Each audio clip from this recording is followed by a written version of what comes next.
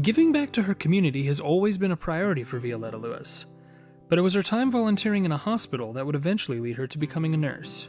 So I grew up here in the local city in Whittier. My parents actually still live in the city. They live on the other side of the college. I was 15 years old and I volunteered here in the local area at a hospital called Presbyterian Intercommunity Hospital in Whittier. And I would go every Saturday. And I really liked, the hospital environment, talking to patients, talking to nurses. I didn't know how impactful it would be until years later. So I was 15 when I was a volunteer, but I didn't start nursing school until my mid-30s. So I really, I had a lot of years of experience to kind of reflect back on what I actually saw, but I felt like having that personal connection with people was what I enjoyed the most. Eventually, Violetta would become a pediatric nurse, and in that role, she began to look at the systemic issues that can affect the life of a child and a community. That's the rotation I enjoyed the most in school. So working with children can be very rewarding. My expertise as a pediatric nurse has helped me be in tune to the needs of the children in the community. This would eventually lead her to two major decisions in her life: to become involved in local politics, where she would eventually be elected mayor of La Puente, California, and to return to get her master's degree in clinical systems leadership from the University of Arizona College of Nursing. She would do both at the same time, while also continuing to work in her hospital. I've actually had the opportunity to be the mayor 2 times in my city. I believe my skills as a nurse in terms of assessment, your observational skills are on point, and the ability to communicate. And how do we motivate people? How do we turn it into the positive? So I think those things that we use at the bedside come in handy when you're talking to maybe an upset constituent or somebody that has an issue that hasn't been resolved in the normal process, or they don't know who to reach out to, and so then they reach out to the elected official because they're at their wit's end. So then during my first term as mayor, that's when I was completing my degree at the U of A. So it was a challenge. I got up at 4 o'clock in the morning a lot of the times. I was really looking for a college that had a strong presence in the community, a strong reputation, and also the philosophy of the college. So I really appreciate that integrative nursing is really key and embedded in the curriculum, and so that's really why I chose the U of A. Her classes helped her pinpoint needs in the community, which in turn would inform projects to improve the community. Everything from parks to health fairs to civic engagement. One of my projects that I did at the U of A was actually a community analysis project, and it was addressing the incidence of obesity in the region that I live. So actually doing the research and understanding that, wow, this is like a great need in my community. 40% of the children in my city are obese.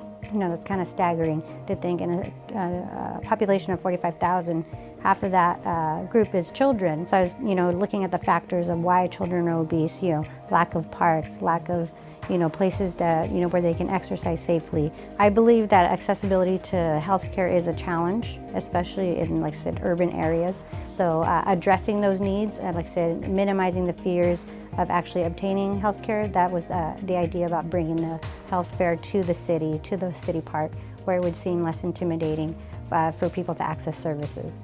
And so she takes her nursing background and takes what she knows and she tries to find a way to incorporate that into the community. Through the health fair, she's done that by providing resources, free resources for the community members. Resources that unfortunately a lot of our community members would not have the opportunity to get. She always looks at what's going to be best for the students or best for the community that she serves. She's always looking at the end result of how it's going to impact everybody else. Well, I think when you mention the health projects, when you mention LEAD, I think her calling is our kids. So Project LEAD was actually was an idea presented to me by one of the teachers at a local school. She actually saw her at a graduation party and she said, "What do you think about this idea about, motivating kids about democracy?" So I have this idea, we're going to call it Project LEAD.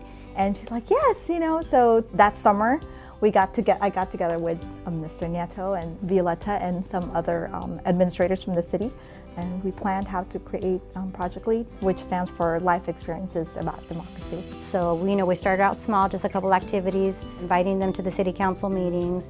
The kids are the ones that are driving the action. It's really unbelievable because they're so excited to be in City Hall. I mean, who knew that children would be excited to be in a City Hall? I've never been here, this is amazing, If we teach kids that government can be positive, then I think that they can drive a lot of change in their own community. They have great ideas, They've suggested some things that we didn't even know about. They problem solve for us. They're engaged. They know the issues. They come prepared. It's really been unbelievable. We were able to ask questions to council members Violetta Lewis and Dan Holloway. We even found out what council member Lewis had for breakfast. From all council members. Now on the city council and a faculty member at Rio Hondo Community College, she continues to shape the future of nursing while working for her community. Going back to something that I tell a lot of my students is that they ask me, how do you want me to do something? And because they say, we always want to know how the teacher wants it done, and then we'll do it that way. I said, I can teach you the skills, but I want you to be who you are. Everybody brings their own special attributes to the bedside, so I want you to be you. I want you to have that flexibility and have that discovery on your own to, build those relationships with patients, with families, with your colleagues.